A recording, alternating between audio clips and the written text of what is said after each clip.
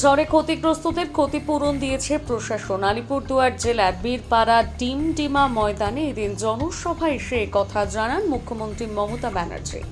সোমবার ডিমডিমা ময়দানে আলিপুরদুয়ার লোকসভা তৃণমূল কংগ্রেস প্রার্থী প্রকাশ চিকবরেকের সমর্থনে জনসভায় আসেন মুখ্যমন্ত্রী।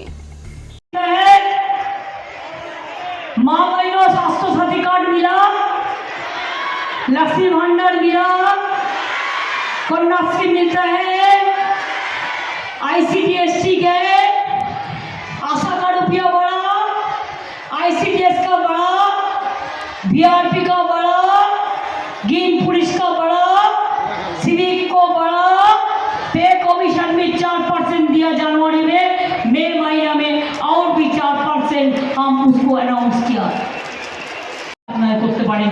আর যারা বাড়ি যাদের একেবারে ধূলিসাৎ হয়ে গেছে তারা অলরেডি 20,000 পেয়েছে, সরকার আরও 40,000 দিচ্ছে, এইটা হয়ে গেলে আরও 60,000 পাবে, অর্থাৎ 1,20,000 টাকা করে পাবে। ক্ষতিগ্রস্তদের টাকা দেওয়া হয়েছে, মারা গেছে যারা তাদেরও দেওয়া হয়েছে। আমরা যতটুকু পেরেছি আমরা প্রাণপণ সাহায্য করেছি। উত্তরবঙ্গ মনে রাখবেন, এই আলিপুরদুয়ার স্টেশন নতুন করে করা হয়।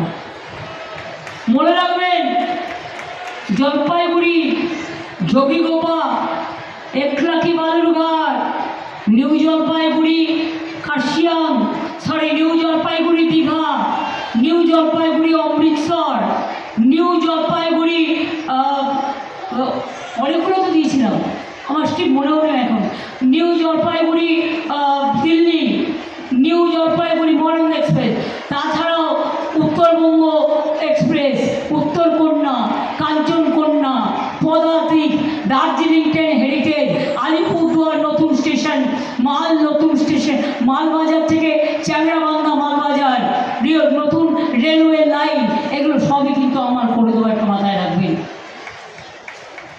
যখন রেলে ছিলাম সব করে দিয়েছিলাম, এখন রাজ্যে আছি, যতটা পেরেছি সাধ্য মতো চেষ্টা করে দিয়েছি। 100 दिनों टाका देय ना एरा। ICDS अच्छा रहे, हमारा हर कम्युनिटी अच्छा रहे। मैं इसी को साथ अलीपुरदुआर का सब आदमी को कहते हैं बहुत बहुत नमस्ते, बहुत बहुत प्रणाम, बहुत बहुत धन्यवाद, बहुत बहुत सलाम, जय जवाहर। और सादरीते की बोले, सादरीते जोहारी बोले, जय जवाहर सबाई की बोलेছি।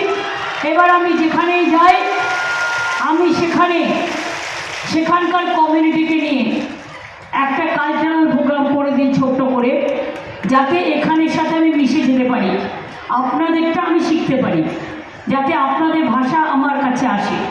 आप लोग अच्छा रहिए, सुस्त रहिए और देखना देश को रक्षा करना है, ये आज़ादी का लड़ाई है, देश बचाना है, बंगाल बचाना है, इंसान बचाना है, अपना अपना अधिकार बचाना है। आपको अधिकार बचाना का लड़ाई है, लोकतंत्र बचाने की लड़ाई है। अगर ये लड़ाई में आप नहीं लड़ सकते हो तो बीजेपी देश को टुकड़ा टुकड़ा करके